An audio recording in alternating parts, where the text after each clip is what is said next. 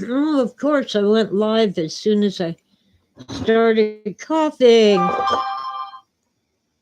Good morning.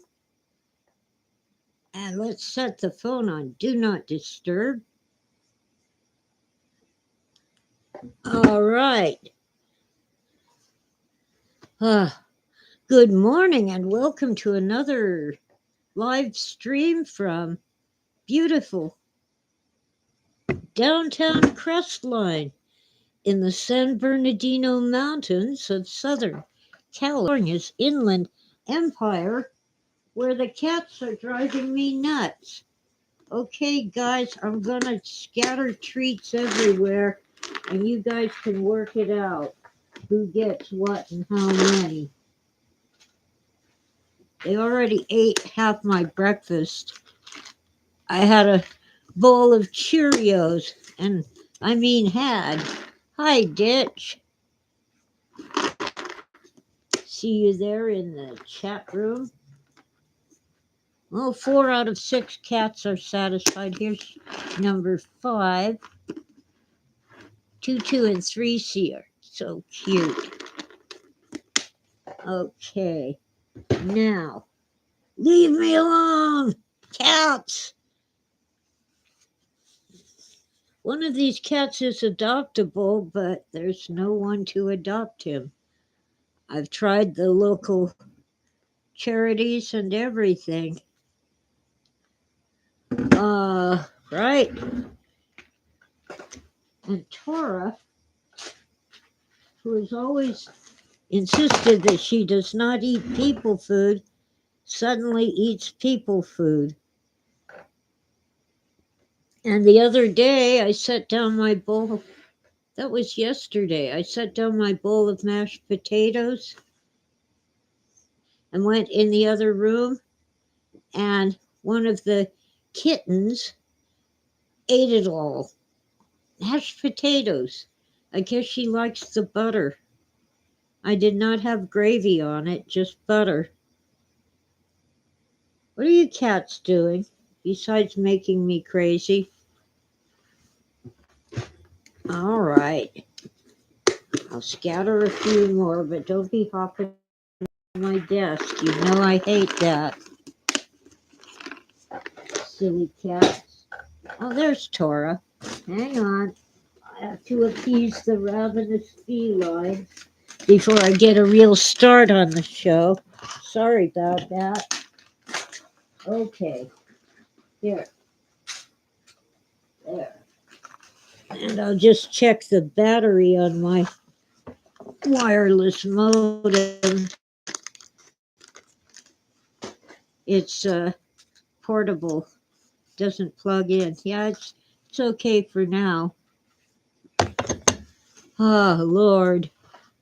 I got Ditch in the chat room. He says his cats, for some reason, love cheese dip. They get ravenous when you open it. Oh, yeah. I got myself a tub of very special cheese dip. I forget the brand. It's like Borson, but it's a different brand. You know, garlic and herbs with a soft cheese. Oh, they love it. They gotta leave me alone. I have to sneak, let them go play outside, and then open my cheese dip. Some of them will eat cheese if I'm having cheese, just slice cheese off the brick. Some will, some won't. Oh, Ditch owes Freeman a thanks. So you hope he joins the chat. Let me see if I can reach Freeman. The month is over.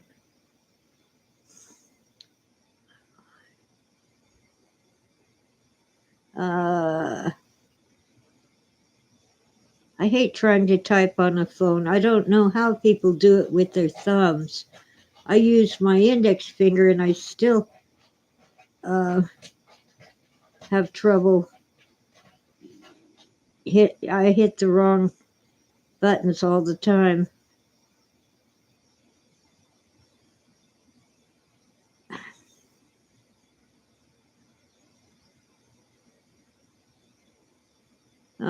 Jump, jump, jump.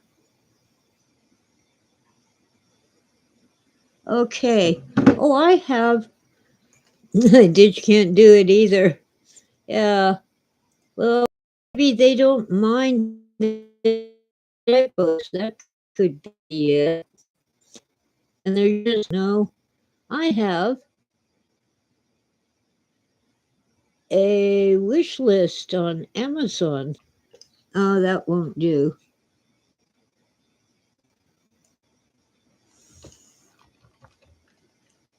If I use the other mouse button to copy it, well, it's that's better. The three little doopity doops at the end are just my way of I put that at the end because then when I post on Facebook or Twitter and they open up the image, you can still see the link above the image in case you would prefer to use a link and not click on the image. Hi at Sequentia. It's a cat-filled morning. I dared to eat generic Cheerios for breakfast. Toasty oats. And Tora demanded quite persistently, so when I'd had enough, I let her lick the milk out of the bowl, and then I put it down for the other cats. They licked up all the milk and left the Cheerios because they're cats. On the other hand, apparently cats eat mashed potatoes. And when I made some noodles with a cheese sauce, not mac and cheese exactly.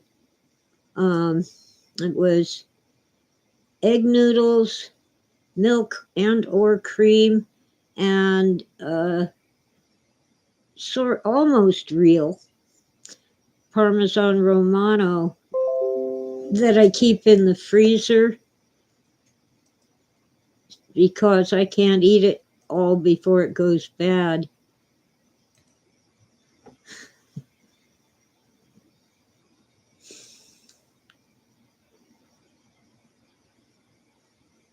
Ditch uses prep containers?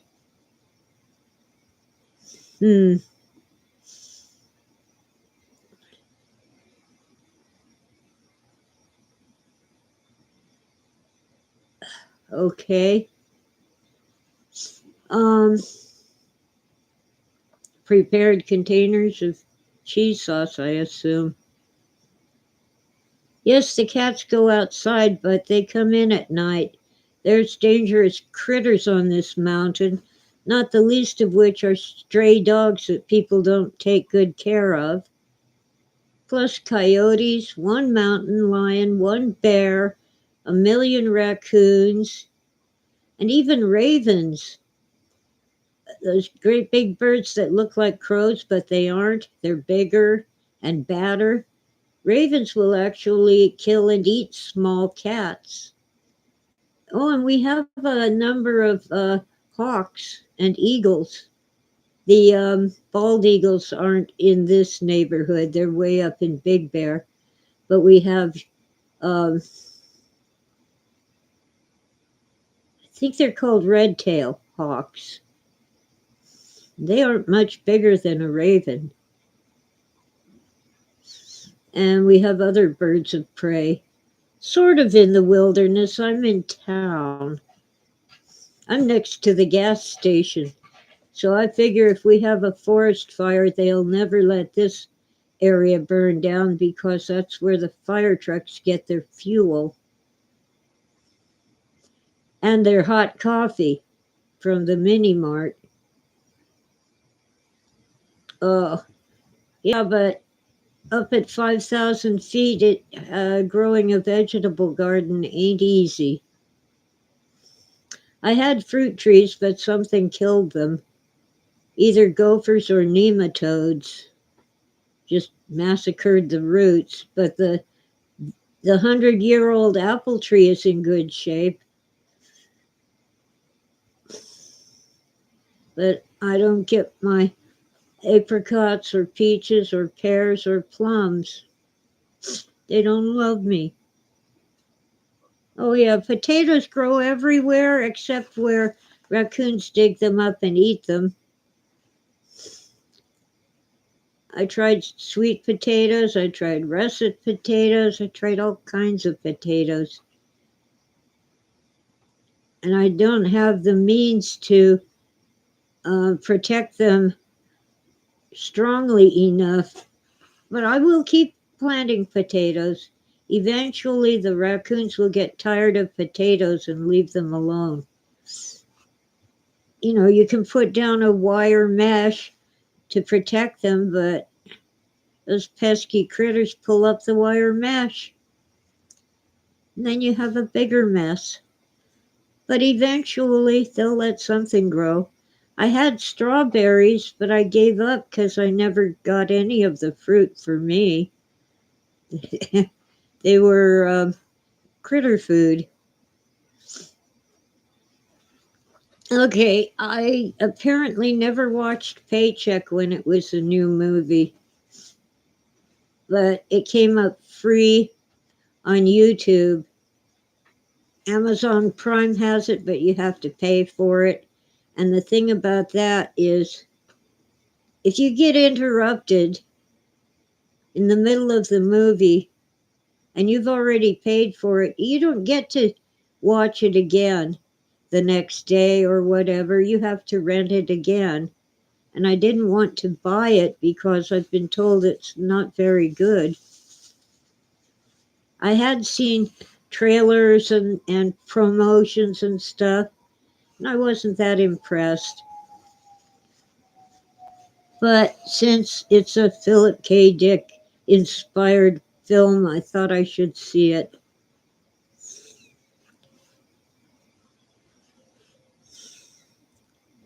Now, my latest pear tree survived the gophers. They're actually ground squirrels or something. Same thing as a gopher. Um, because when we planted it, we put a bunch of broken pottery and broken glass down in the bottom of the hole to discourage gophers. They don't like to get cut on broken glass. But then Snowmageddon killed it. It didn't like being buried in 6 feet of snow.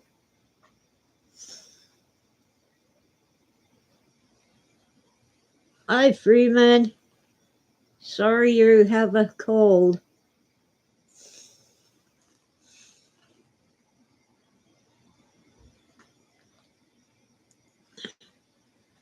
Anyway, so I watched it, and there's so much wrong with this. I've been told that Ben Affleck and Uma Thurman didn't want to do this film, but they could not say no because they were under contract. And it shows their acting is not, it's okay, it's competent, but it isn't the special star quality that they're supposed to have. But what really got me was all the non sequiturs.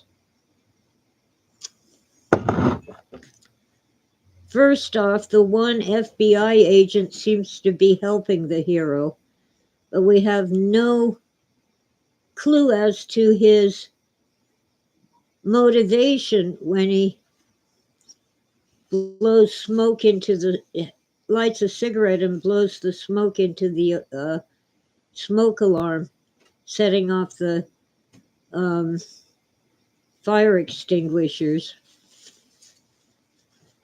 We don't know why he did that, and I'm thinking, well, they'll explain later. Maybe he knew the guy before, or maybe he knows something the other characters don't know, but they don't really do that.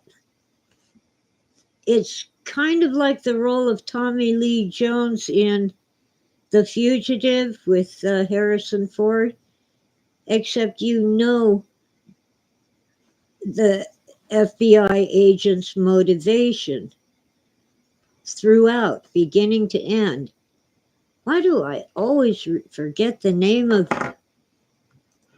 um, uh, police guy?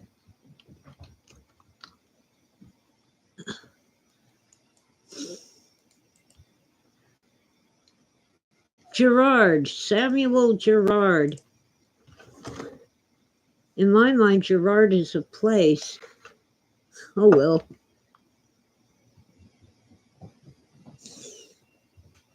Yeah, well, Paycheck was one of Phil's stories in which the guy, and this part the movie does kind of follow. He does this top secret job, and then they wipe his memory so he won't remember what he did. And when he goes to collect his paycheck, instead of money, he gets these little trinkets.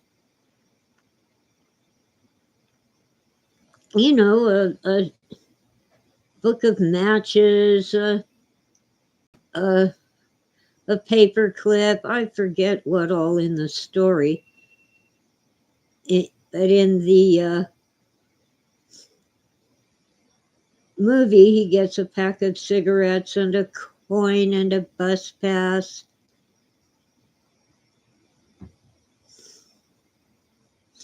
It's a story, Paycheck is. Ow, ow, get off me. Or I guess you could call it a novelette or a novella. It's a long story. Tora, get off my desk and stay out of my coffee. Bad cat. She's just staring me down. Look at her. Oh, now that the camera's on you, you aren't going to do it, huh? Tora, what are you doing to me? Huh? Stay out of my coffee. It's bad for cats. That there is three. It's either 3C or 2-2. Which one are you? Huh? It's 2-2.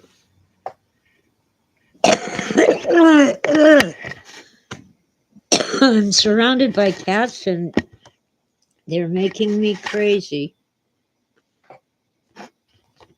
Evil bad cats. I gave you my very own breakfast. You licked all the milk out of my Cheerios. And you got your treats too. So leave me alone.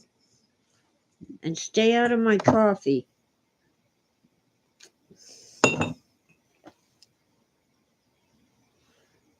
Oh.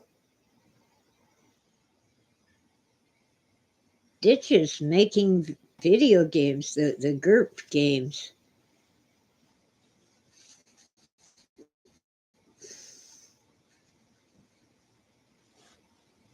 Playing them and making them. Tora, leave me alone. You're an evil cat. She knows she has me trapped when I'm on live. I got news for you guys. You can go out and play. You want the door open? Come on. It's time to go out and play, kitties. Come on. Especially you, Patches. Any other kitties want out? Go on. Move your butt. Dora's a smart kitty. She's a genius. She wanted them to go out. She's still in the house. And Smokey is still asleep, and I don't know where Sweetie went. Let me see. Oh, Sweetie's on her high shelf in the window. Okay. Cats! Well, anyway, then I realized one of the reasons why I went back and watched Paycheck again, the hero that I don't remember their names, it was so not memorable. Ben Affleck is working for a corporation. He makes this computer program and they wipe his memory. So he doesn't even remember his girlfriend. Well, then he gets this offer from a different company and he's offered like millions of dollars and he goes to work for them and suddenly his girlfriend that whom he does not remember is working for them. No explanation.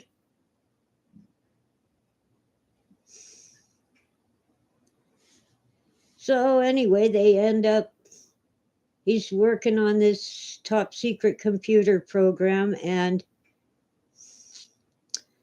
he hooks up with her again even though he does not remember her. And then they wipe his memory. So he doesn't remember what he did and he doesn't remember her. But they hook up again.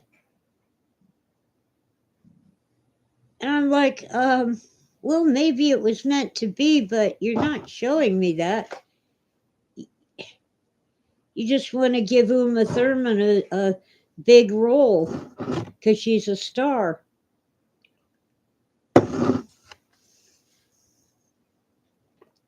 Well, Phil's story was not exactly a love story. This movie, Paycheck, kind of is. And then at the end, or near the end, the FBI agent, same one who blew smoke into the smoke alarm,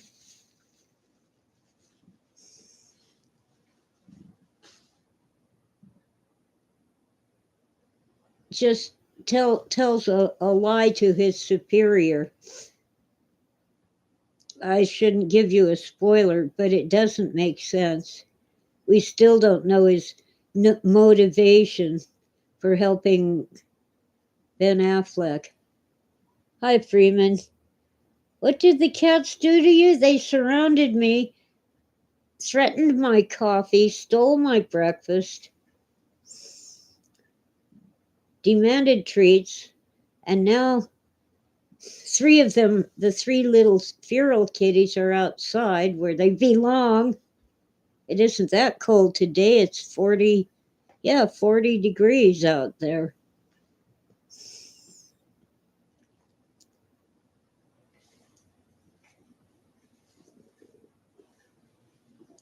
Freeman and Ditch are discussing video games, the group games. I'll just leave it alone because I don't have a clue about those things. Anyway, um, every time I get up from my chair, there's at least one cat on the chair when I come back. You see, there's a warm spot where I've been sitting. Every time I have something to eat, they demand to inspect it and possibly eat it. So, anyway, what else? Oh, as usual in Paycheck, uh, the bad guys always miss when they're shooting at the good guy. But the good guy never misses when shooting at the bad guy. And then they have these fantastic special effects and CGI. The problem is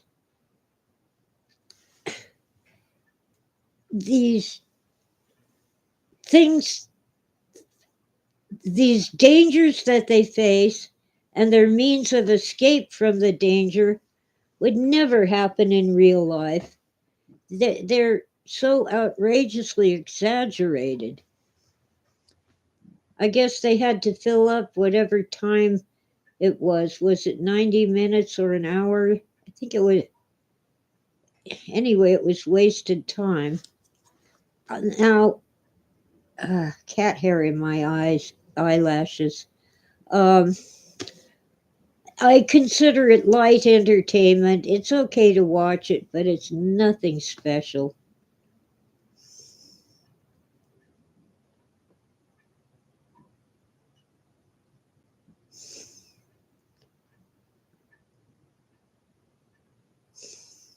Let me see. Um,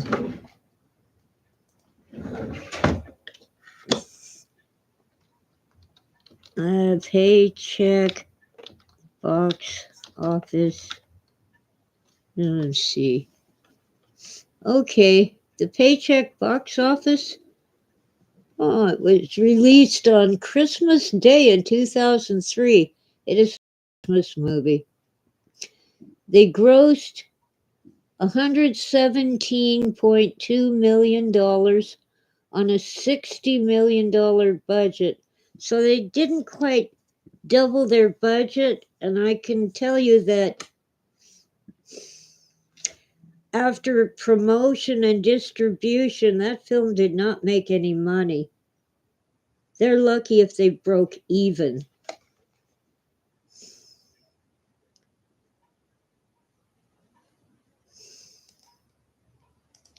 But maybe they made it up on the DVD or the Blu-ray or the who knows.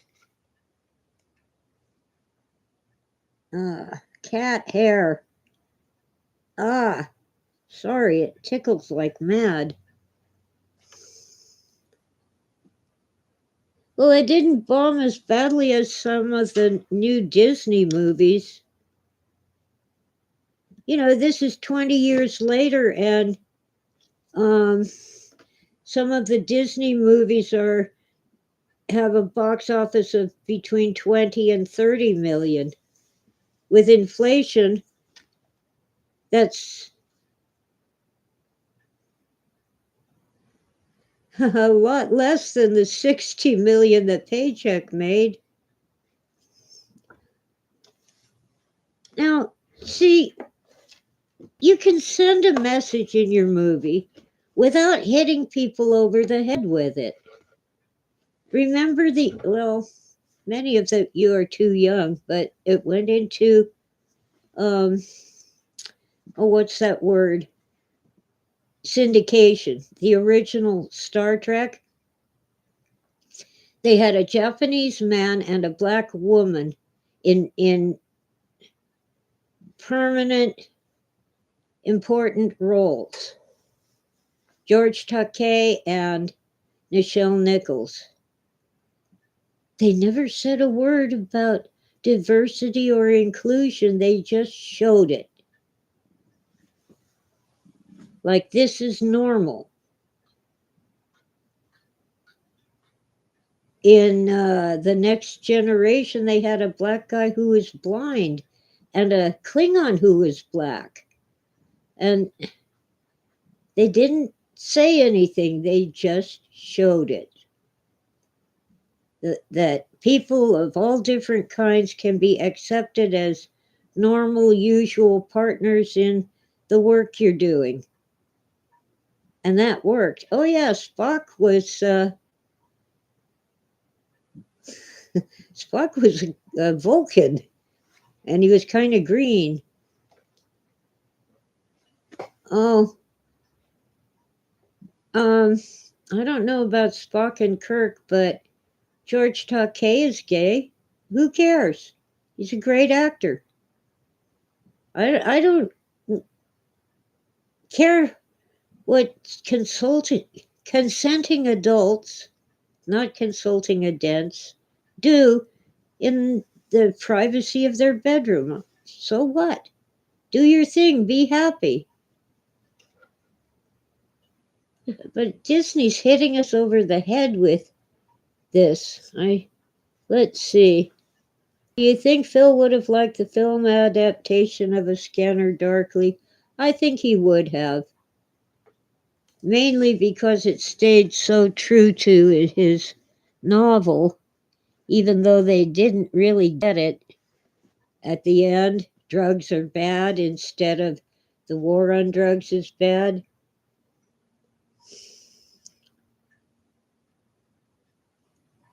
They even ruined Doctor Who. Of course, that's the BBC. But Disney funded the 60th anniversary special. Can't believe it's been around for 60 years. Um,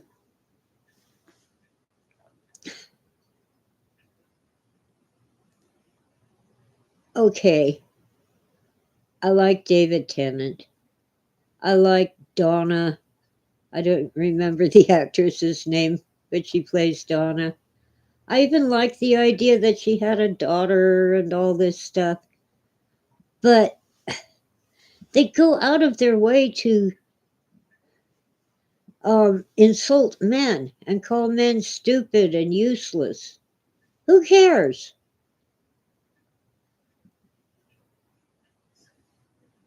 Okay, at Sequenti, I don't know who SJW is, but apparently George Takei is annoying SJW on Twitter. It's called X now. Nichelle Nichols passed away? Oh, and yesterday, Henry Kissinger died. I think he was 100 years old, something like that. Oh, Ditch only watched the Tom Baker Doctor Who. Yeah, I like Tom Baker. I also like John Pertwee. Very old guy. But it was brilliant when they brought back Tom Baker for, I think it wasn't a special. Well, maybe it was the war, the Dalek War, the final war. And they didn't try to use makeup to make him look young. They showed him as the old guy that he is with white hair. That was amazing. Yeah, I when I first saw Doctor Who, it was Tom Baker on one of our local channels that showed soap operas. Black and white television, but oh well. Anyway, I really got into the Tom Baker Doctor Who, and then it wasn't available anymore, and I don't remember why.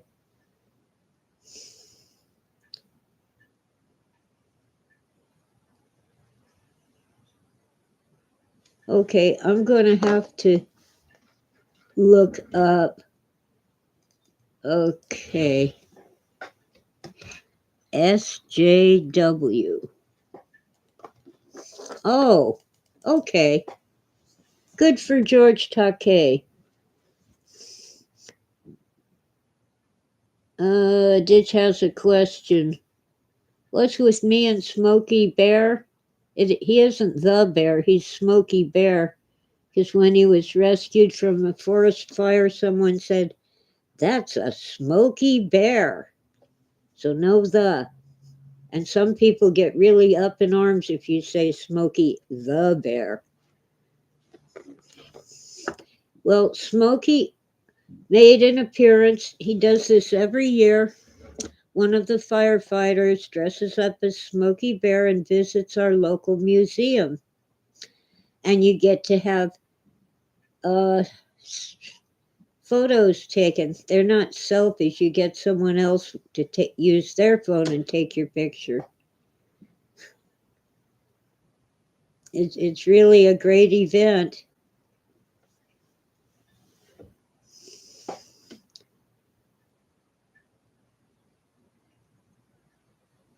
Uh, okay, I've lost track of this. Oh, Freeman remembers Leonard Nimoy's book, Damn It, for the Last Time I Am Not Spock. And Ed Sequentia likes the sequel. Sometimes I like to pretend I'm Spock on weekends. In interviews, Nimoy would say how much it hurt to wear those fake ears. It was painful. Yeah, I got it, Freeman. I now know what SJW is. Um, by the way, the world is not coming to an end in 5 years. In 1970, they told us the world would end in 5 years if we didn't um, clean up the smog from our cars and trucks and buses. In 1980, let's see, well, in 1970, it was still going to be an ice age.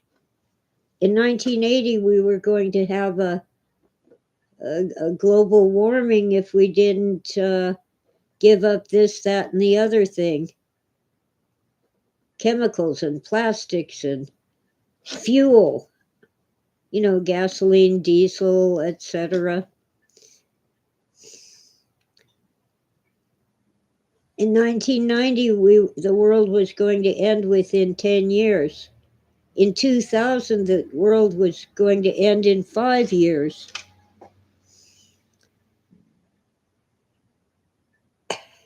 And so on and so forth. And you know what? The world hasn't really warmed significantly.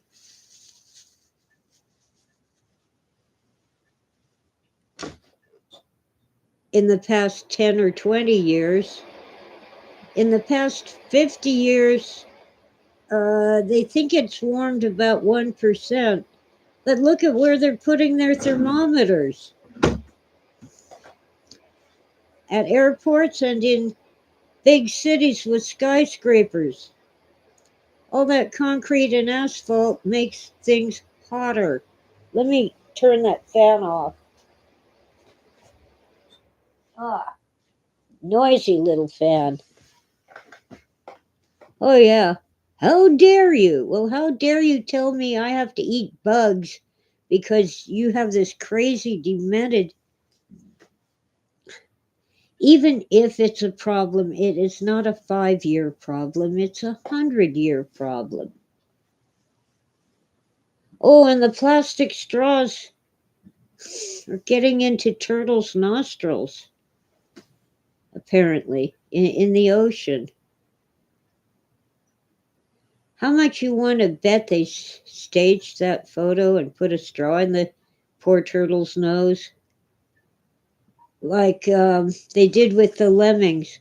Oh, lemmings commit suicide by jumping off the cliff, and we don't know why.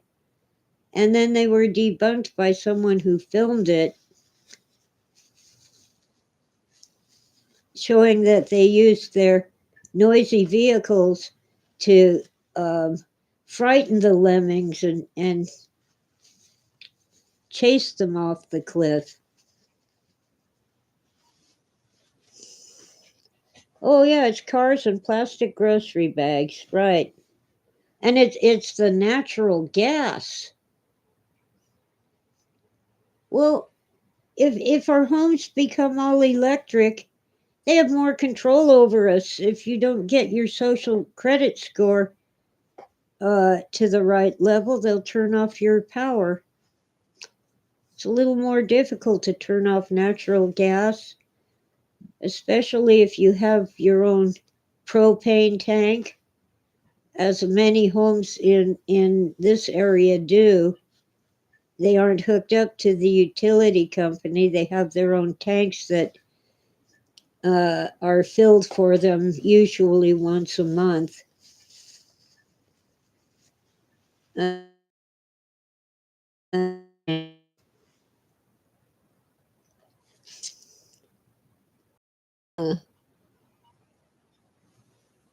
Yeah. A giant ditch is talking about the unregulated factories spewing a giant country with the world's largest population because they're going through an industrial revolution. I heard, I haven't fact checked it, but it sounds reasonable, although probably an exaggeration. But someone said that China is building a new coal fired power plant every day. Last time someone mentioned that it was once a week, and before that it was once a month. And they don't have scrubbers in the chimneys at their coal fired power plants. They just spew out all this pollution, real pollution that you can see in the air that you breathe. Okay, Etsy Quintius says, as the movie Blade Runner proved, extreme air pollution and smog only makes everything look gorgeous and aesthetically beautiful. Yay, air pollution. Oh, I disagree. I grew up in Los Angeles County, not Los Angeles City, but close enough to it. Once in a while, we would have either a day off school or a day with no recess or no going outside for recess because of air pollution. It was nasty. Okay, a kitty wants in. I'll be right back. All right, okay, kitty. Come on in, Patches. She was crying to come in. Let me through, kid. I'm mad at Patches. She ripped open the bag of cat litter thinking there might be something edible in it. Something to eat. She's an idiot.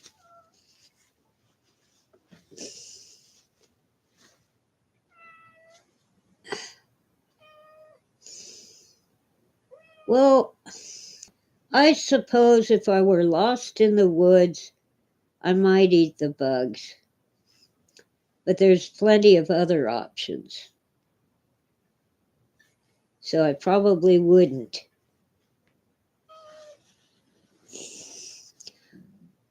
Kosher food is a good idea, but it's been taken too far to the extreme.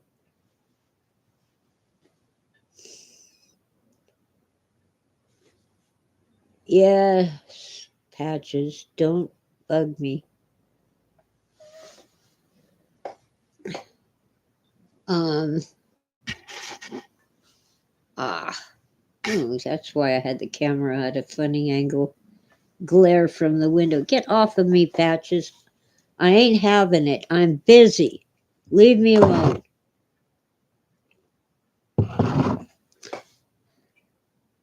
Patches is not really affectionate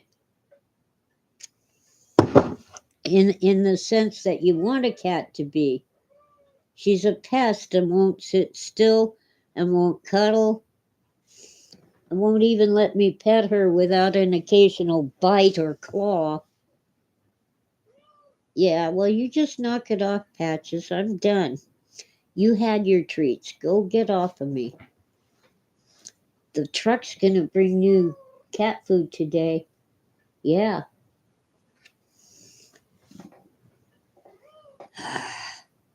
Tora, please quit. Tora is polite and genteel, aren't you? Yeah, sugar attracts more flies than honey. Or no, it's honey attracts more flies than vinegar. Sorry, it's morning, and the cats have destroyed my brain. Ugh, ugh. Almost had a disaster. Okay, Smokey.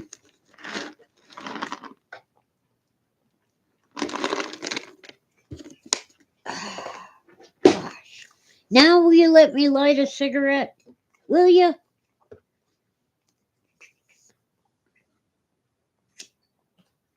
Hmm. Let's see. It says every product that tried to make us eat the bugs went under so fast. Yeah, even in the late 70s, there was this um, marketing campaign for mealworms. You can make this, that, and the other thing out of them. But mealworms were what we fed to frogs and lizards. Some people kept those things as pets, and we had some in the biology lab at college. And mealworms were what we did not want in our grain that we were storing.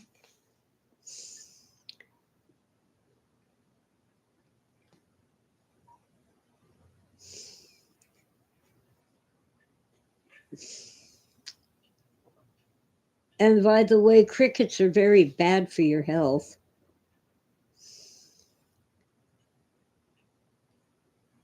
Um, what they do is take the bugs and feed them cornmeal until all the yucky stuff is gone from their guts. But they still have to leave their guts in. They're so small they can't remove them. And I don't want to eat bug guts. Yeah, the people from African tribes who eat the bugs don't do it by choice. I remember a documentary where they showed these tribal people. There was a fallen tree that was full of beetle larvae, and they, used their tools to break apart the tree and get the bugs to eat. Not because they wanted to eat them, but because that was all the food they could find.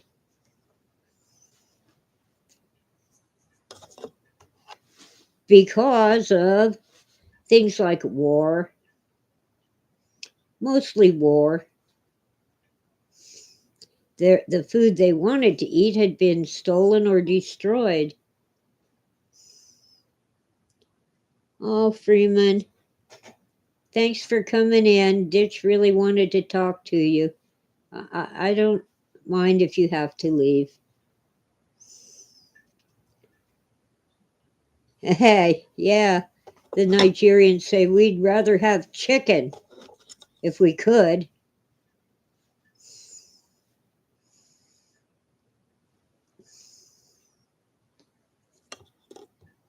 I agree. Let the chickens eat the bugs. That's what chickens do.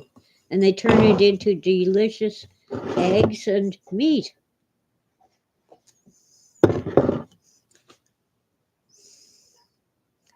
I'm still bummed because Cardinal Sin died. Nobody's saying what from. And I forget how old he was, but it was 50 something. That's way too young.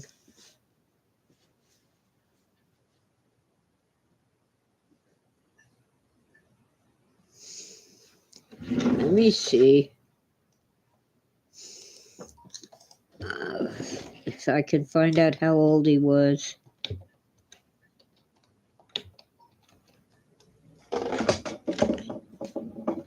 My mouse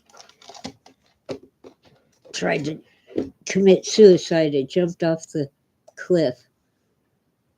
55. And they're not telling anyone what from. So I don't know.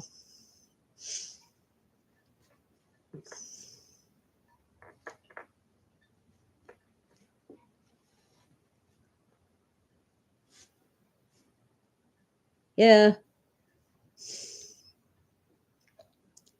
Ditch wants to get a plot of land and have ducks and rabbits and chickens and goats. And if he's functional enough, a milk cow.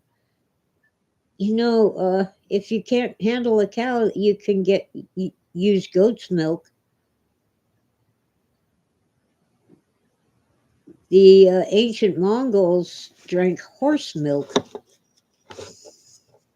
They didn't have cows and goats, I guess.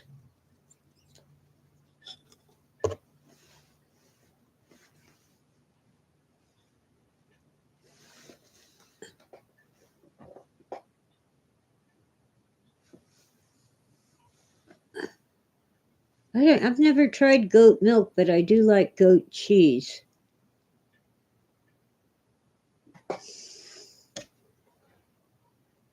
I wish I could have a farm, but I'm in no condition to work a farm.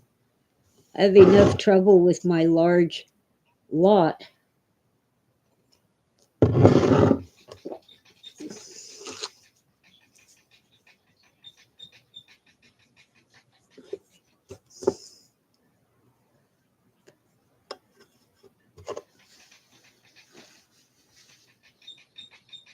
Now Patches wants out again. Cats are so demanding. I should have gotten a dog. Okay, Patches. Don't tear the door down. Go on. Oh, that's Tora. Tora wants out. Pardon me. Yes, you can go out and play. Looks like 3C and Tutu want in. Come on, guys. In or out? In or out, guys? I'm shutting the door.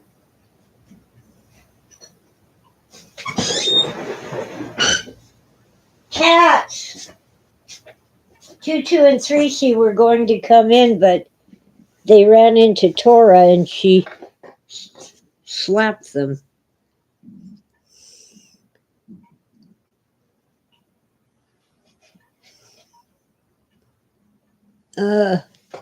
Yeah, Cardinal Sin died a couple weeks ago, I think. I've forgotten the exact date. It was either September or October. All right. Let me see. September 14.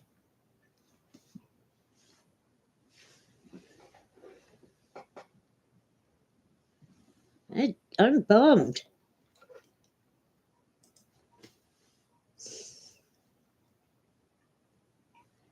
Well, Paycheck wasn't a bomb. It was light entertainment. Didn't make any money, though.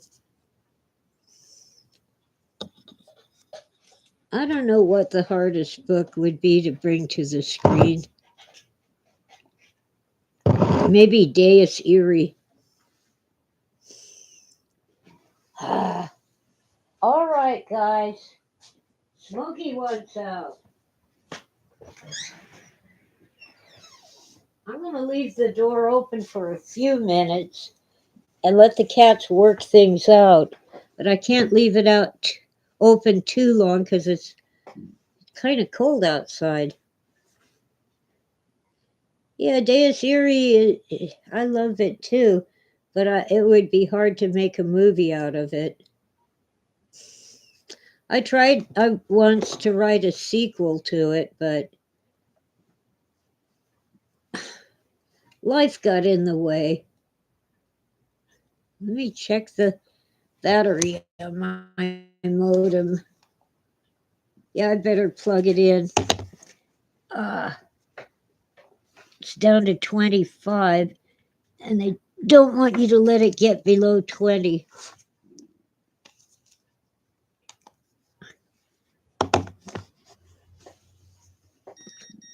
Well, yeah, it's acknowledging that it got plugged in. Animated movie. I like the talking dog.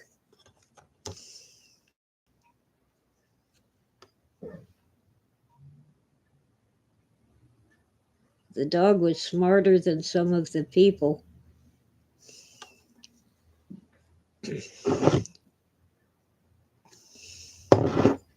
It's Latin for God of Wrath.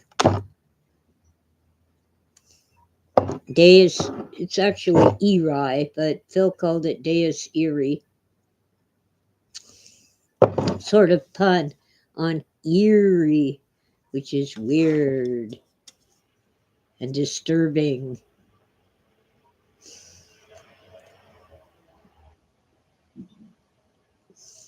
Animated films, that would be interesting.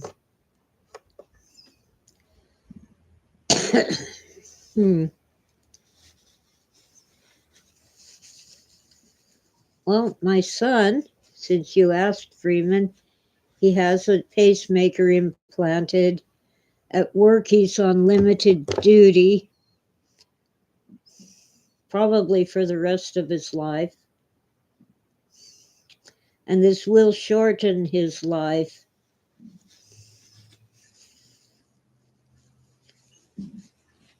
Fortunately, he's been very much into health and fitness for most of his life. So he's in better shape than many people.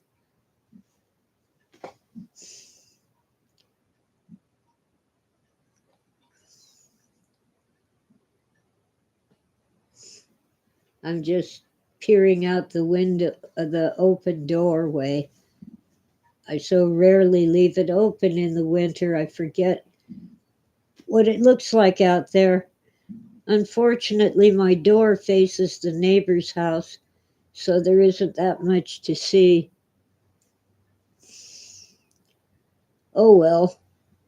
Anyway, Paycheck, if you just look at it for special effects, yeah, it's awesome. But I don't know. I wish they had left off the last 5 or 10 minutes. It's the usual happy ending.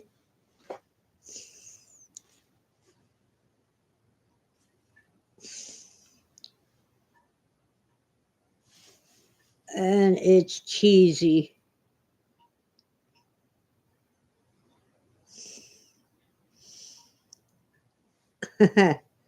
Freeman pointed out that Davy and Goliath had a talking dog. Goliath.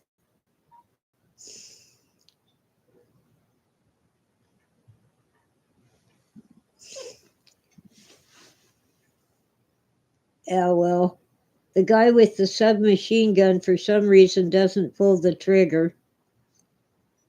So the good guy gets the submachine gun and kills a half a dozen bad guys with it. Um, they climb down from the catwalk on these plastic covered chains that, as near as I can tell, they have not established that the catwalk has plastic covered chains hanging down from it.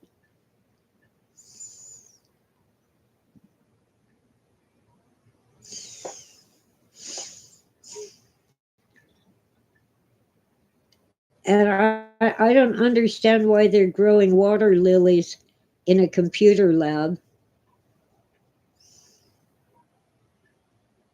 Uh,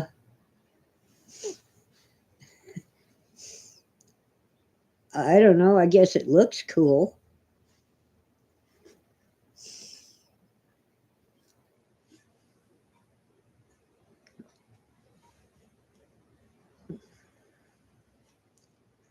I did really enjoy the motorcycle chase.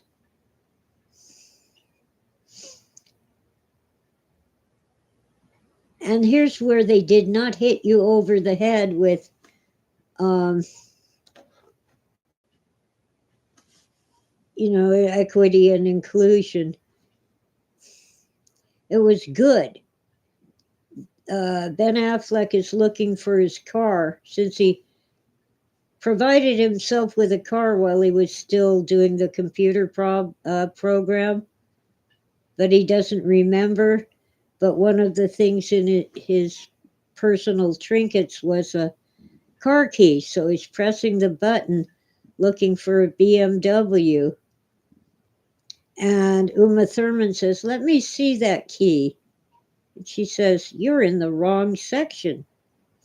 She knows that it's a motorcycle key.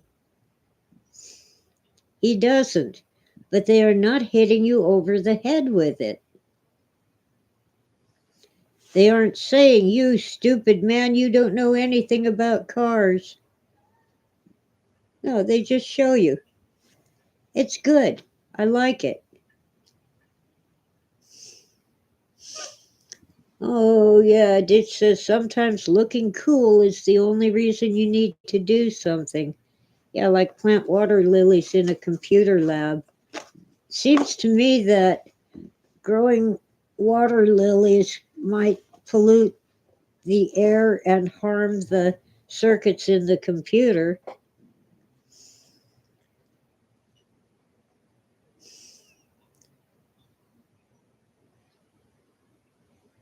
Oh, Freeman says there's a video game of one of Stanislaw Lem's books. The game is The Invincible. The unfortunate part of the game, oh, the unfortunate part, the game looks gorgeous. Well, I got nothing against Lem. I don't think he's alive anymore. But yeah, I've heard that his books are good, but I've never read them.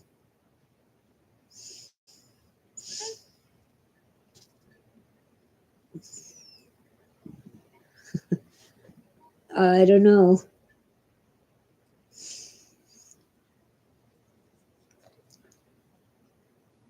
I must be finally acclimating to winter weather. The door's wide open and I'm at, 40 degrees is 8 degrees above freezing, but I feel okay. What in the hiss? Now it isn't showing me the temperature, it's showing me some other crap. Here we go, 41 degrees with, did that say gusty winds? Begin at 1 p.m. Oh, and our high will be 49. Whoopee. Room temperature is 72. Hi, Patches, you're an idiot.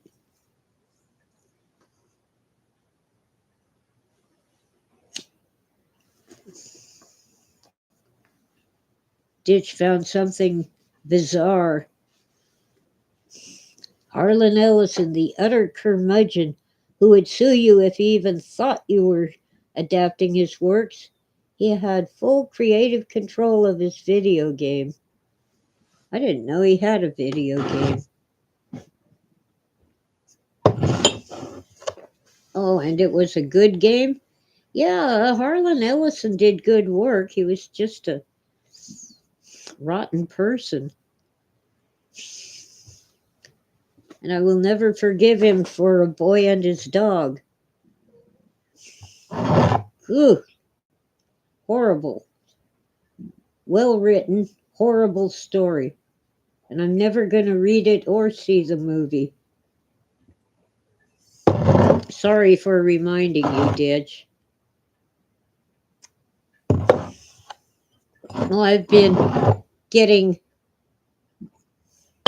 flack because I'm identifying forged Philip K. Dick signatures. Apparently, there's an organized group that does nothing but forge his signature.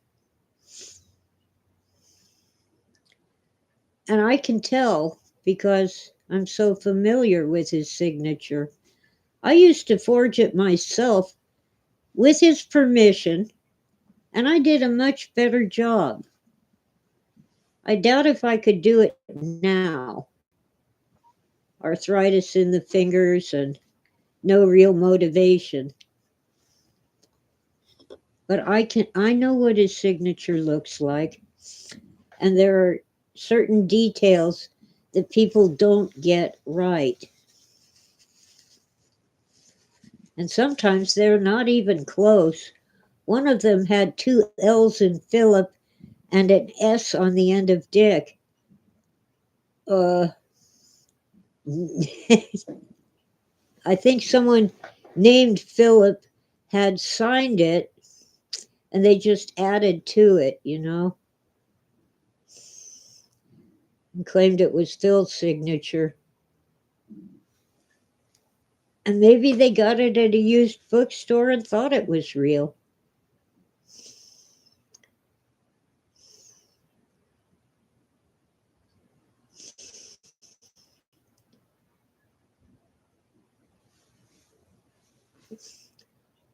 Oh, humanity killed art. What do I think about Dune, Star Wars, and Star Trek? Dune was so long and boring. I read the whole book. Phil made me read it so he wouldn't have to. And there are two movies. Uh, One was very good, the other sucked. The one I liked had the guy from Twin Peaks, whose name I always forget.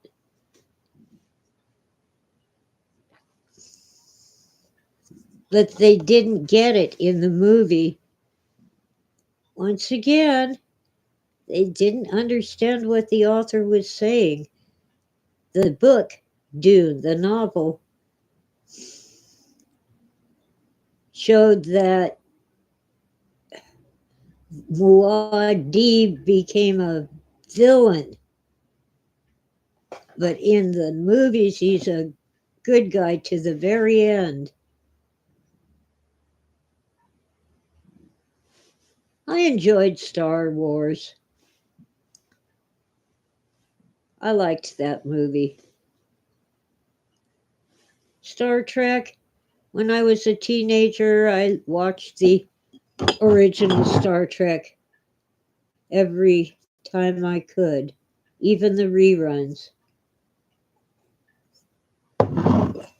But Star Trek has so many spin offs that just don't interest me.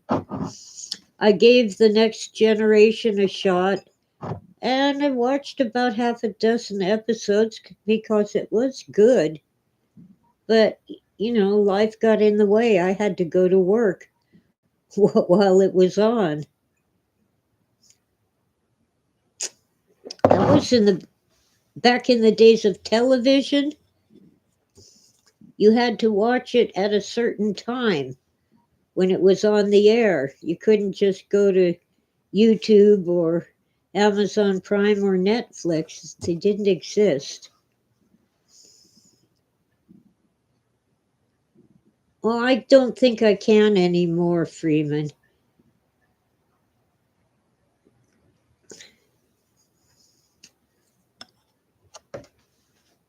His signature had some very distinctive features, and I don't think I can do it anymore, especially since I never really got it quite right. But when I cashed a check, put a check in the bank for him, or signed the insurance papers with his permission. He one of his phobias that would turn up from time to time was he couldn't sign things. He couldn't write his name. I think maybe that's why he wrote so much of his exegesis by hand. He was trying to get over the phobia.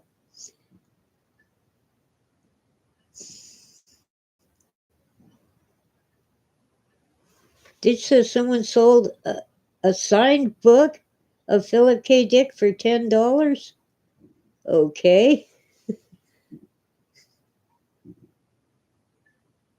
David Lynch knows how to do a psychedelic spectacle, Etsequentia says. Yeah, but uh by the way, there's a town up here on the mountain called Twin Peaks, and we're pretty sure that's where he got the title of his TV show, Twin Peaks. Ditch only liked the original series and Voyager.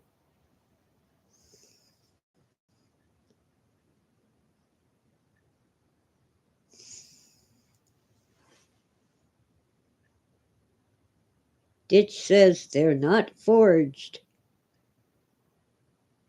Well, if it's a wobbler and I'm not sure, I just say, well, could be real. You know, but if it's there's signatures that aren't even anything like the way he wrote. Now I'm in a quandary because early in my career I signed my books too much like the way I signed my checks. So I've come up with a completely different signature. So and I've kind of changed the details of how I sign my checks and legal documents. So now my books are not signed anything like the way I write my checks, but someone who has an old copy of my signature, for example, a card that Phil and I sent to someone in the 70s, they'll go, "This isn't your signature." So I'll have to explain in writing, I guess.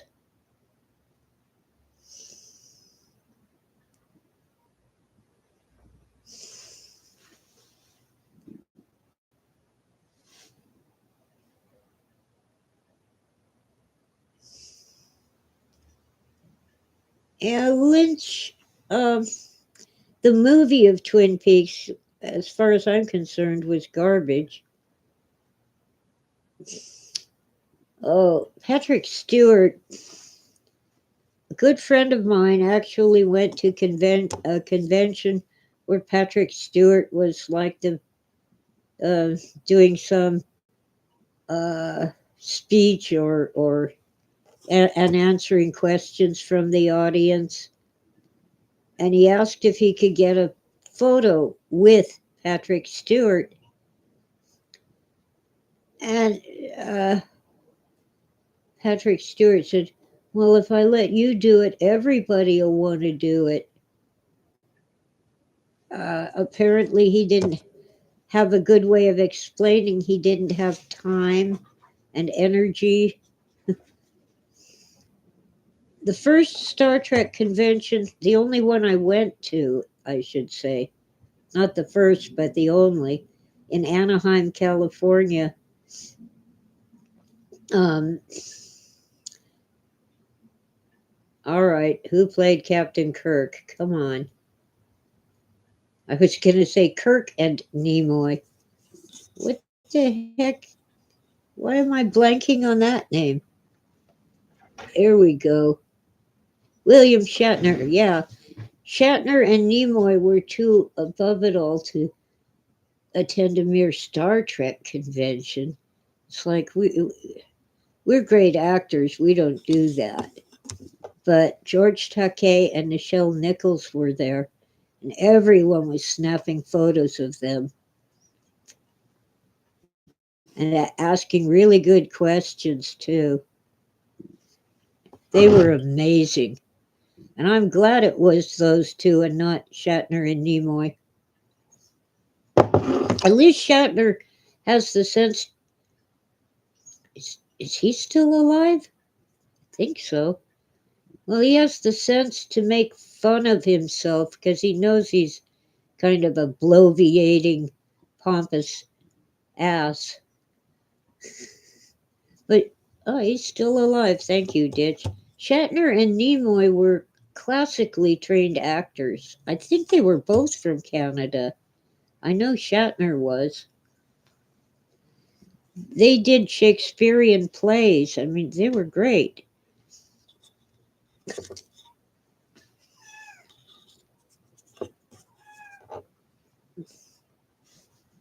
Huh. Oh, well. A friend gave me, I think it was Shatner's book.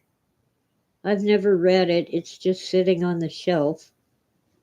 I once thought I could sell it, but it's going for less than what my friend paid for it.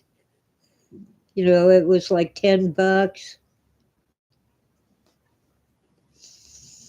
and it's a hardcover. At Sequentia says William Shatner once told a story about a Star Trek fan approaching him, I think you mean Shatner, on a Star Trek convention and asked him for a blood sample. Guess he wanted to clone him. That's weird.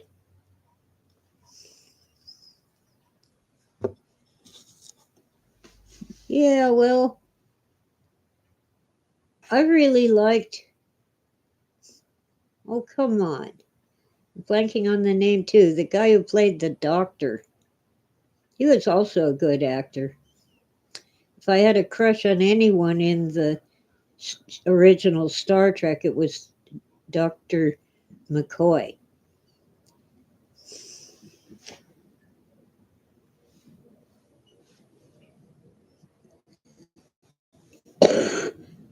Yeah, I've in interviews, people have said that Shatner and Nimoy would ad lib and kind of throw shade at each other, and sometimes it stayed in. Other times they had to do it again and do it right this time. Just read the script.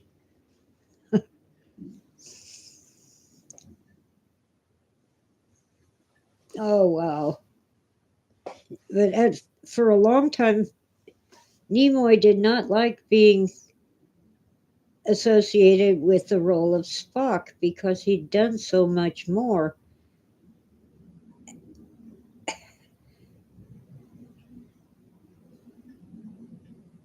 He even recorded some music. He wasn't a bad musician, just not a star. And of course, he hosted In Search of with Leonard Nimoy. Yeah, well, actually, some actors have come out and said, hey, being typecast ensured me that I would always have a job and never go broke. But others are like, but I want more challenges. I'm a great actor. Why do I have to do this stupid stuff?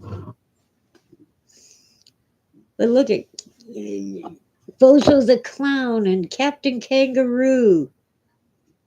Of course, several different men played Bozo the Clown. With all that makeup, you couldn't really tell.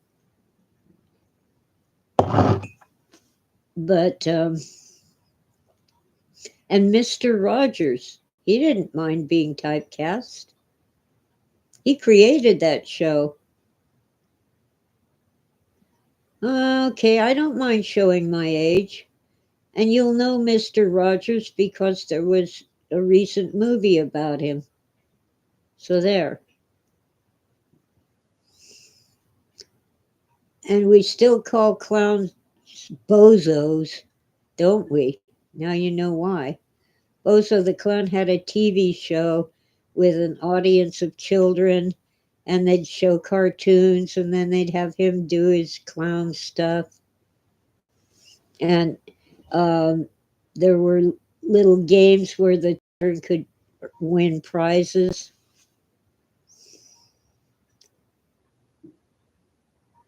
I'm not reading that, Freeman, but it's funny. Did I ever watch Diver Dan? No. I did watch those marionette shows. Space 1999, and there was one with cars, race cars, I think. Man, forget what it was called.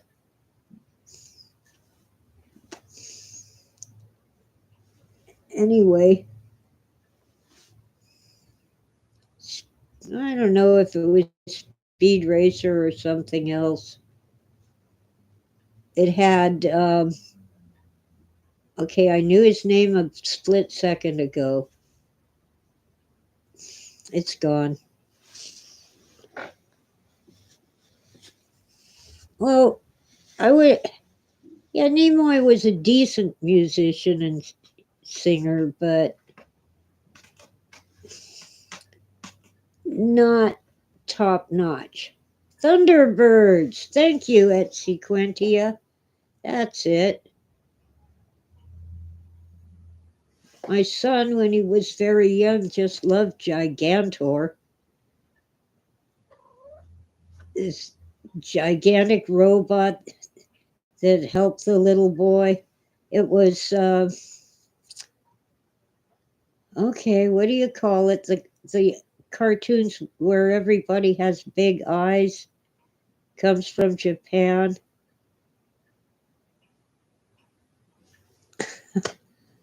I'm losing all kinds of words. Anime. Thank you, Ditch. Oh, I'm old. I'm 6 months short of 70. Hi, Smokey. Say hello. This one could be adopted if somebody wanted a nice, affectionate cat. He has fluffy fur and he purrs a lot. Yeah, I'm not really into anime. I didn't care for Gigantor, but Chris sure did. Just love to watch it.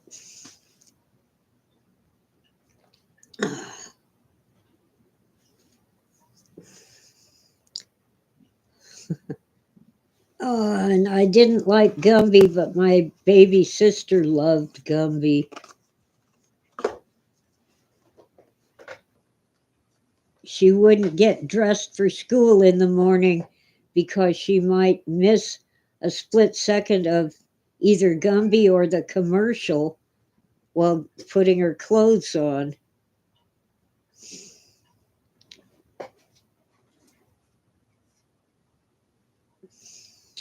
Ditch grew up with 90s cartoons and he thinks it affected his art style.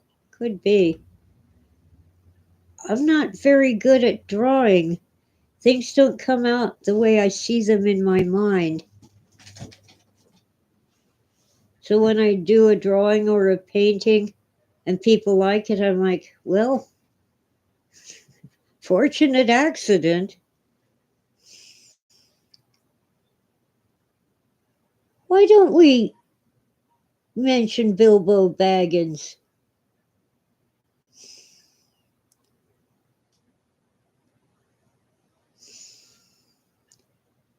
Freeman? Embrace the Bilbo? I like the movies of the all the hobbits and so forth, except the one that ends, ooh, a dragon. The end. Part one of The Hobbit. A waste of time and money. But I can't really get into the books. Maybe I was too young when I tried to read them. I should try again. Oh, Nimoy made a music video about Bilbo Baggins. Okay. Campy as hell.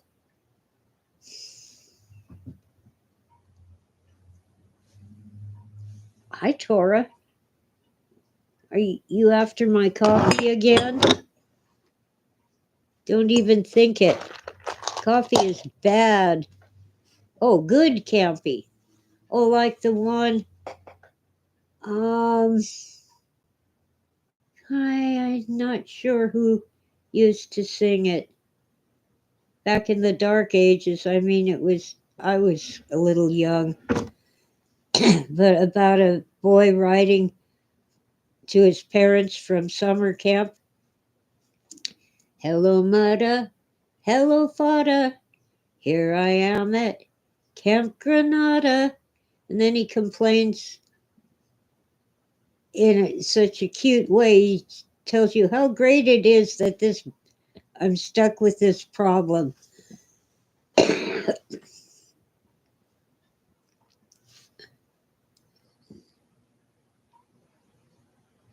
Get off.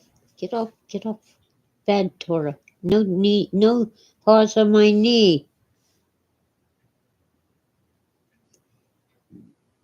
Bionic 6. I don't know that one. By the 90s, my son wasn't even watching TV. He was too busy living. First, he got a horse, and then he got a motorcycle and gave the horse to a girl.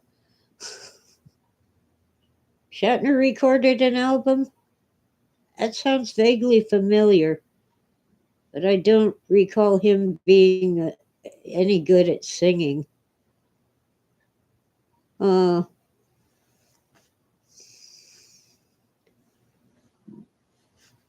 Tora, you're a pest. You're a real pest. See, I'm out of the good treats for her, like people tuna. So she demands cat treats in mass quantities. Well, let me in there. I can't get it if your head's in my way. Yep, soon as I open the bag, 3 kittens come running into the house. Okay, all right. I did order some from Amazon, so.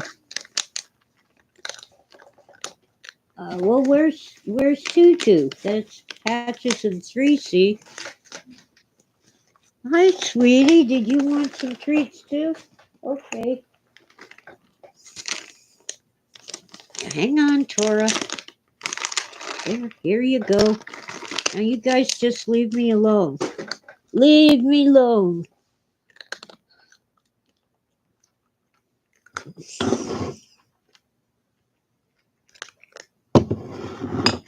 Yes, Freeman, thank you. Alan Sherman.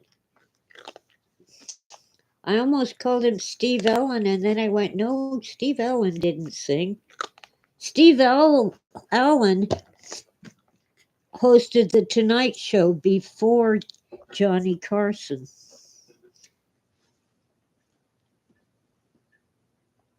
And when they fired him, and for political reasons, Steve Allen started his own show that ran at the same time as The Tonight Show, competing with it.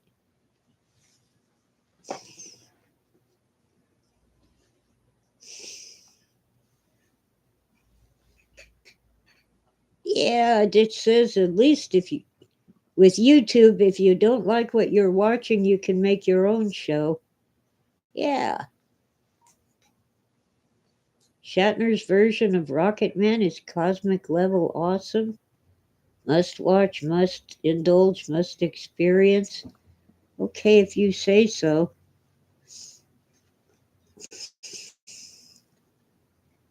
I take it that's the Elton John song. Somebody finally told me what the words really say. Rocket Man burning off. It always sounds to me like The Shoes and Helen Gone.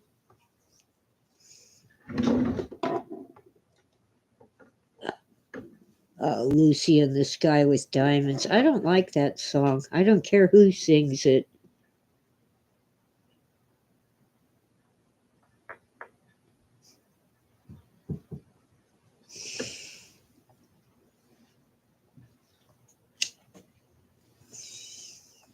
I did like some of the Beatles songs, but I was never a Beatles fan.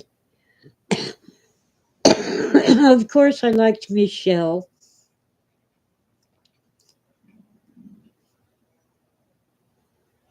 But, oh, and the Yellow Submarine.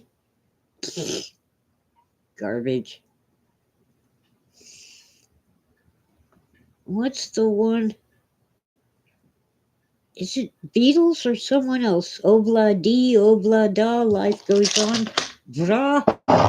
Oh, la, how the life goes on.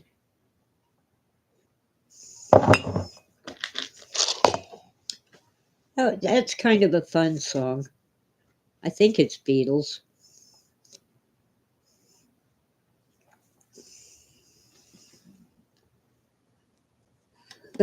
Ditch can't stand the Beatles either. So much of their music was crap, but their good songs were awesome.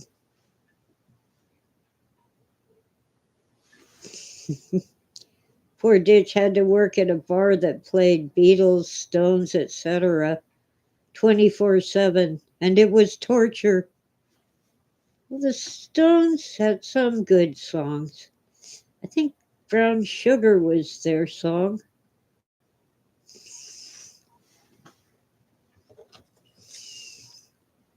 But, you know, they were more about the show than the music, the spectacle.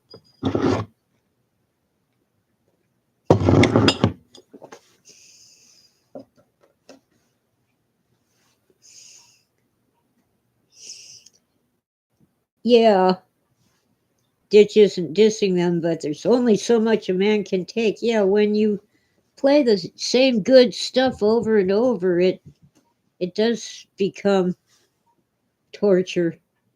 Just like you pet a cat, and after a certain amount of petting, it starts to hurt the cat. Or a cat comes up and taps you on the leg like this. They do that. They want your attention. The first couple taps are, you're a nice soft paw. Cool. By the time they get to six, you're, leave me alone. Get off of me. Oh, I'm sorry, Tutu. I didn't mean you. Oh, God, I scared the kitty cat. Kitty, kitty, kitty, kitty, Tutu, Tutu. That's 3C. I guess you'll do. Yeah. Oh, there's Tutu. Tutu and 3C and Patches. All right, okay, hang on. Where'd you go, Tutu? Tora's out playing, and Sweetie probably is as well. I've been to exactly one music concert. It was Neil Diamond at the Anaheim Convention Center. I didn't really want to go, but my best friend insisted. She was going and didn't want to go alone. I was really impressed. I decided I did like Neil Diamond. Not the greatest singer, not the greatest guitarist, but he wrote those songs. Hi, Sweetie. Sweetie just hissed at a kitten for daring to look at her. She's in on her window shelf.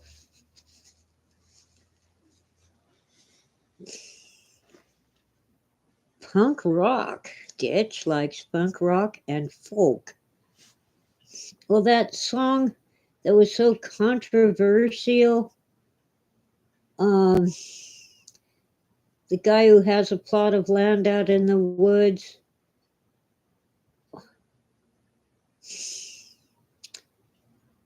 Uh, I'm blanking on it.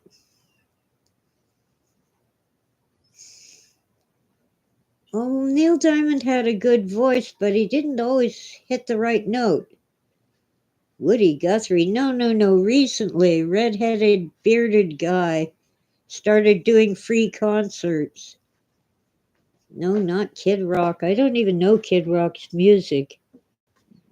It's not Try That in a Small Town. It's the other song that, okay, he was working in a factory till he got disabled. He was sitting around drunk all the time. And someone talked him into making a video of one of his songs with a cell phone, of all things, and it became a big hit. It isn't really country, it's folk. And I cannot remember the song anymore. How weird. And this is recent, past few months. Came out over the summer. Before Try That in a Small Town. Uh, Well, anyway, he's a great musician. And I wish I could remember his name. He's all over streaming media. Um, how would I Google search it? Okay, let's see. Musician, red hair, beard, controversial song. He refused. Rich man north of Richmond. Oliver Anthony. I couldn't remember the lyrics, but I got it with musician, red hair, beard, controversial. Google isn't stupid. They probably know that I've listened to his music. They go, their AI goes, oh, this person listens to his music. We'll show her him. Rich men north of Richmond are the politicians and bureaucrats in D.C.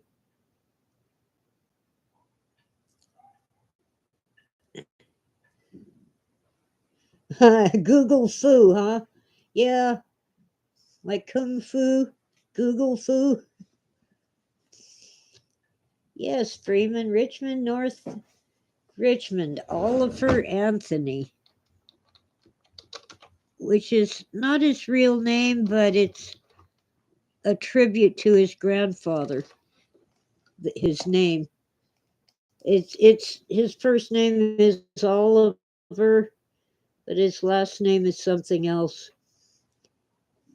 Yeah, there was a line in there where they thought he was dissing fat people. Is if you're 5'2" and 300 pounds, maybe you shouldn't be buying cookies with your food stamps.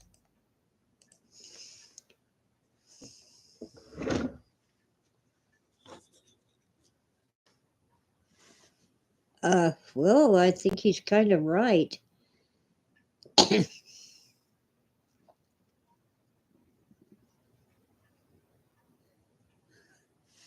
uh, wow.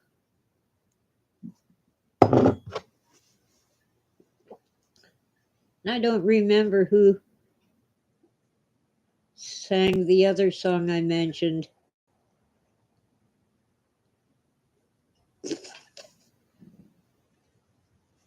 Try that in a small town. I'm sure Google will tell me quite easily. And you evil computer, it knocks the mouse out of the search bar. And I don't know why. It just likes to mess with me. Because I'm typing away and, yeah, Jason Aldean. That courthouse where there was a lynching 100 years ago. It just happens to be a cool looking building near his home.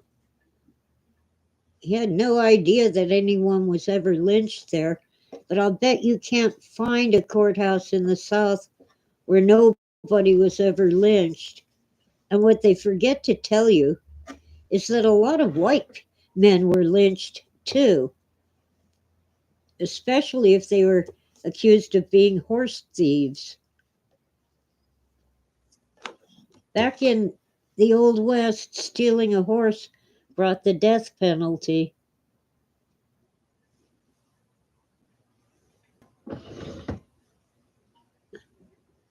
I don't remember Phil ever cracking his knuckles. I would have slapped him upside the head if he did that in front of me. I can't stand people cracking their knuckles.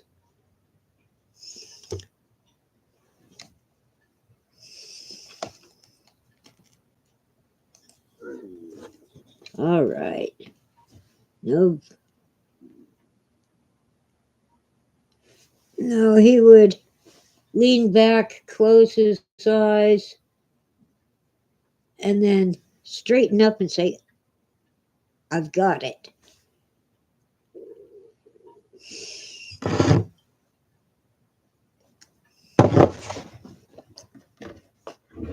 What are you cats doing? You insisted on going out, and now you want the door open to come in. Oh, I have some fresh plums I have to toss out. Um, there's a nationwide recall on fresh plums, peaches, and nectarines. They possibly are contaminated with listeria. Well, the other day I ate a couple of plums and they must have been contaminated with listeria. I spent an entire day on the toilet.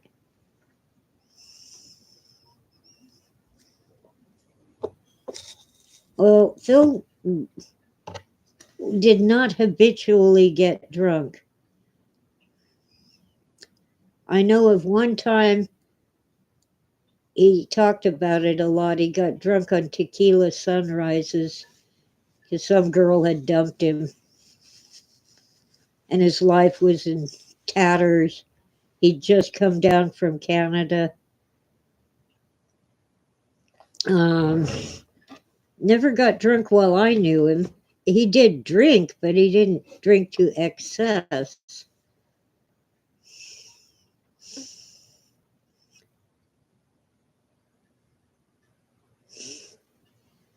Yeah, Sequentia says it seems what passes for art nowadays is ugly, unattractive, and repulsive. Yeah, that's artists sending a message instead of creating beauty. Although some, like Goya's, the Battle of Something, while ugly, is also beautiful in a way. It's great art. Let's see. It's about a battle in Spain. Google finishes the search term for me.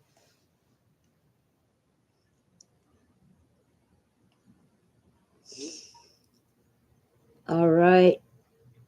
Francisco Goya, the 3rd of May, 1808.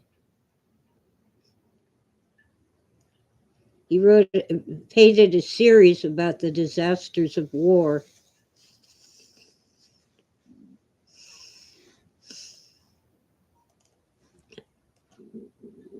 Uh, on May in May of 1808, there was a battle, a part of a war. The Spanish uh,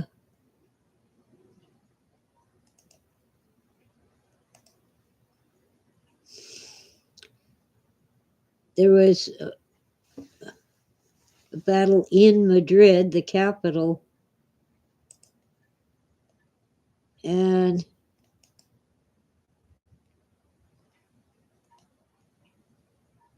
this is in Spain. The French troops executed the Spanish insurgents in Madrid.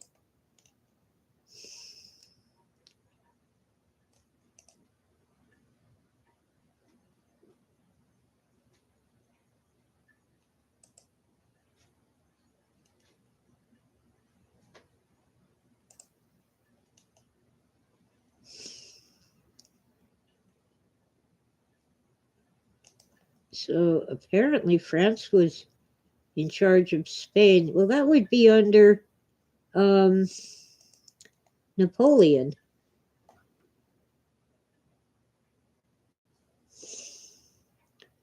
Back to the chat room.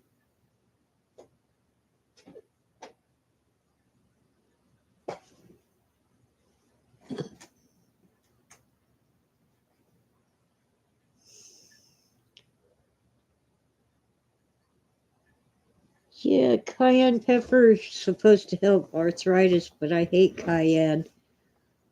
Cumin. cumin can help. It has that.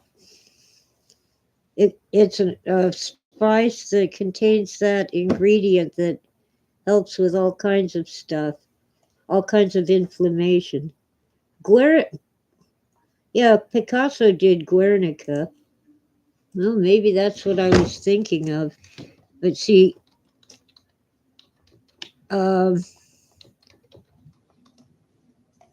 honey, evil computer, put my mouse back in the search bar.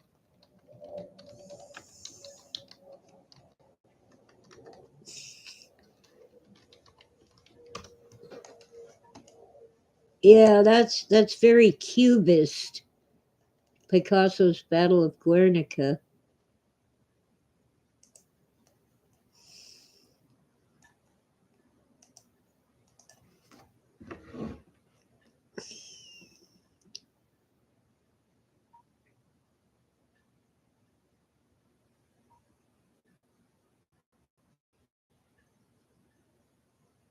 But Goya's uh, paintings are more to my taste because they're realistic.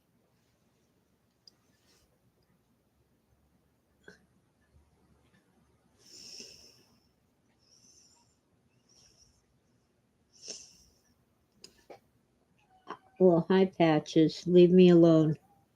I'm done with you. I can't leave a plate or bowl of food anywhere in the house unless I cover it somehow.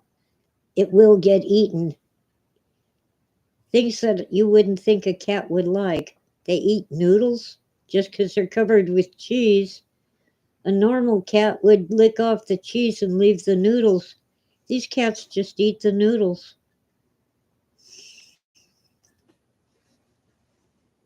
Oh, and there's a painting by Dolly of the cross, and it's two-dimensional because it's on canvas, but it's a three-dimensional depiction of a tesseract, a fourth dimensional cube. So he turns the cross into a tesseract. That's a very interesting painting.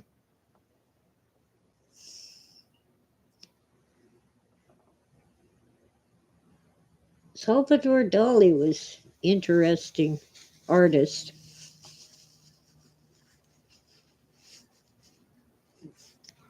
Now, Picasso did one called Blue Nude, and it was just a black line drawing against a blue background. And the line drawing showed a woman's back and her head and legs, and she's sitting down on the floor. Very good painting, I think, and I don't like Picasso. Dali, of course, is known for his melting clocks. You like Dadaism. I don't remember what Dadaism is, but I don't have a positive feeling, so let me see. Oh, yeah.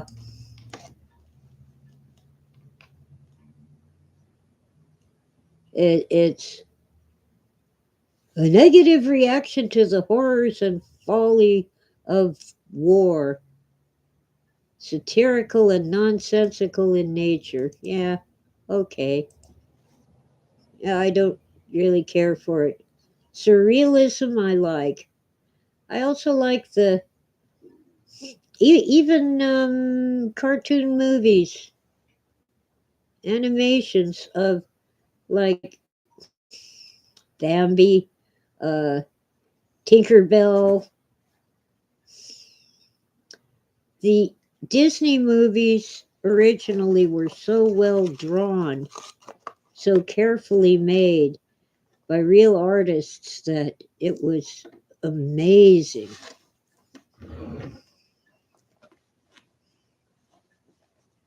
They were every bit as good as live action and more beautiful. Rotoscoping, yeah, like a scanner darkly. Okay,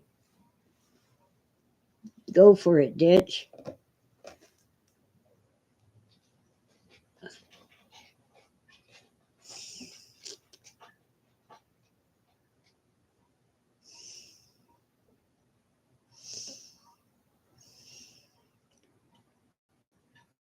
I'm just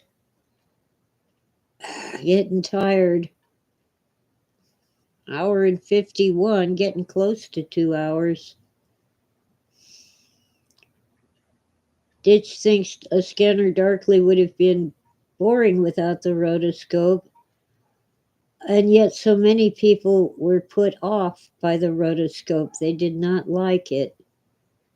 It was a matter of budgets. They couldn't, go do a bunch of on location filming.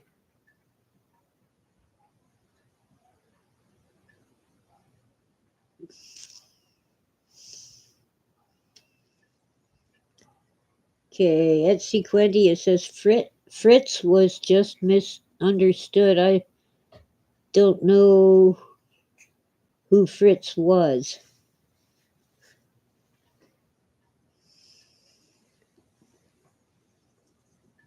Oh, Fritz the cat. Yeah. Bleh! All his hair sticking out. Fritz was always doing the panicked cat pose.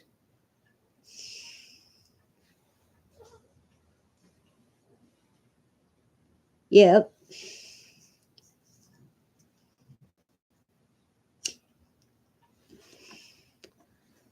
Oh, I wish I could show you the Fat Freddy poster Phil had, but I sold it 20 years ago.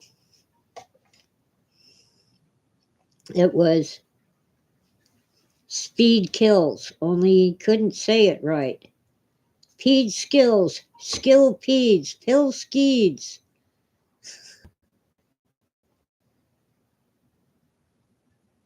If you remember the 70s, you haven't lived through them. Yes, I was born in 1954. I kind of remember the 70s. I was with Phil, for crying out loud. But it was a time of great social disagreement. It had not risen to protests or violence, but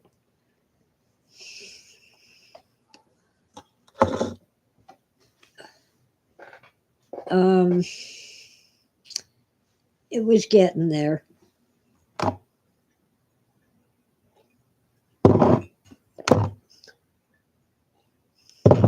Ditch was born in 89, but got the spirit of 76. I'm really puzzled about these, speaking of 76, these court cases where they use the 14th Amendment to try to take Trump off the ballot. Well, the thing is, the 14th Amendment explicitly says that it will be enforced by the Congress, not the courts, the Congress. Oh, Ditch has original Furry Freak Brothers comics. Cool. Um, well, why isn't Congress taking up that matter if it's such a big deal? The Senate is Democrat majority, and in the House, the Republicans have a majority of one. That's tiny. So why isn't Congress looking into the 14th Amendment? It says right in the text, it's their responsibility.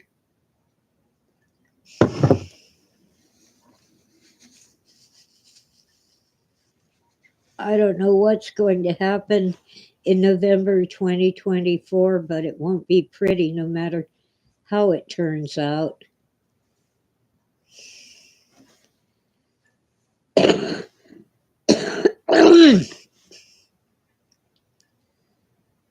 It's going to be a madhouse.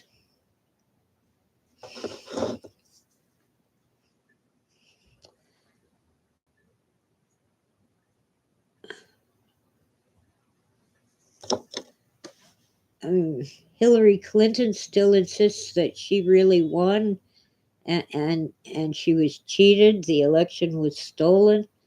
And who's that woman in Georgia? Keeps insisting she's really the real governor, that the election was stolen from her.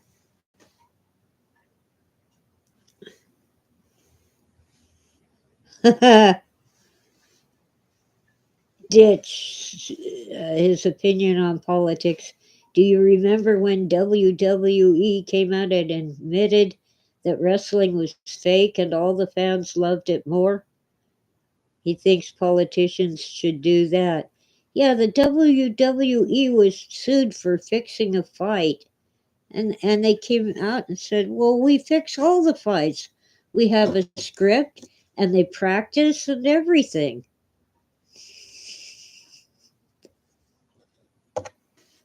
Anybody who ever saw it live in person knew that it was fake. It was only on TV that it looked as if it could be real. Of course, I remember. That's the 80s.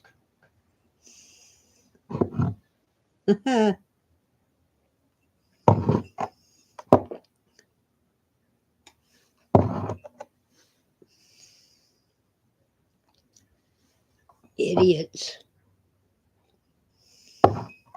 I remember telling my 9-year-old son, wrestling is fake. No, it isn't. Well, choreographed, but they pick the winner ahead of time. Anyway, it isn't fake. He'd only seen it on TV. And then he went to a wrestling match with some friends and he came home and said, it's all fake. Yeah, I told you.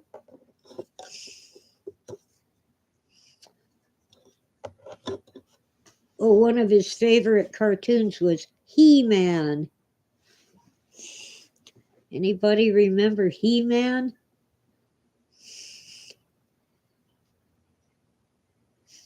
Tall, well-muscled, blonde guy cartoon who was always fighting for the good and the right.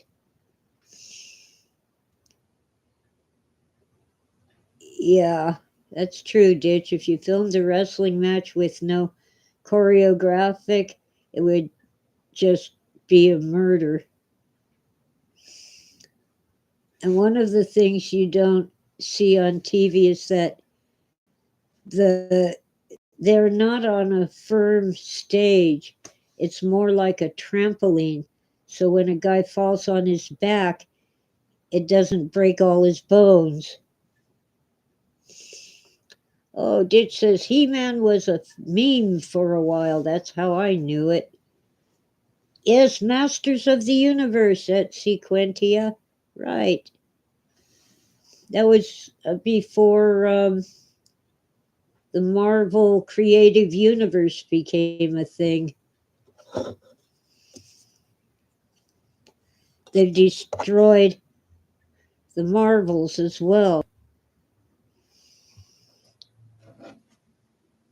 They've always had women in the Marvels, but they didn't like turn Wolverine into a woman.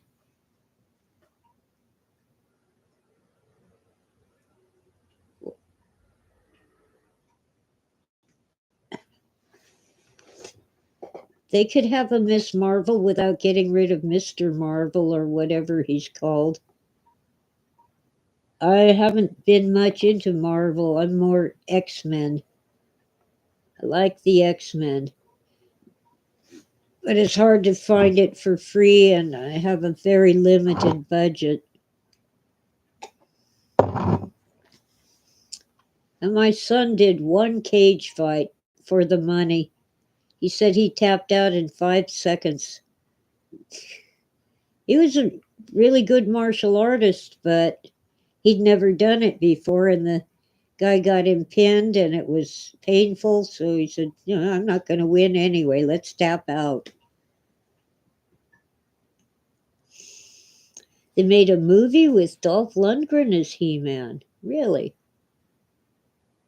Ditch has superhero fatigue. He didn't even want to see Deadpool 3, and he's a Deadpool fanatic. Well, that reminds me, they turned Silver Surfer into a woman. I had to ask my brother who Silver Surfer was. I'm out of the loop.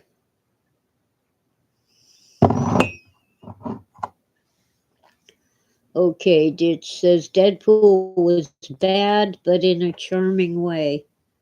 Okay. Campy. Sometimes camp is good. If it's deliberately campy and well written, well, sure. I gotta shut the door. I'm starting to feel the cold. Oh, kitty cat. Oh, gosh.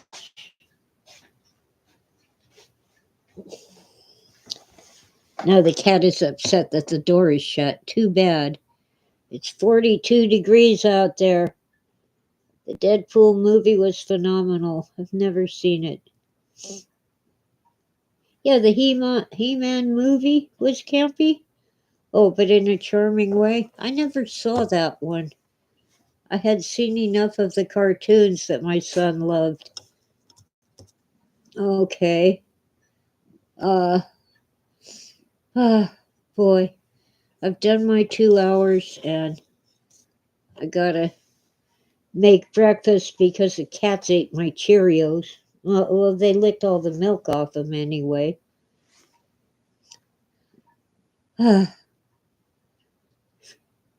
So let's do this. Now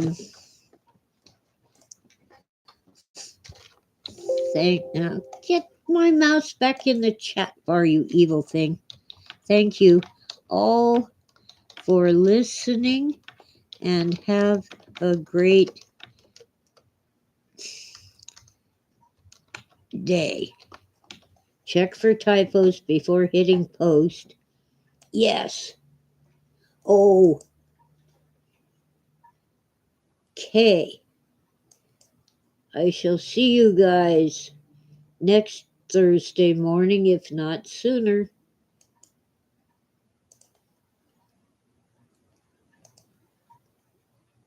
Bye.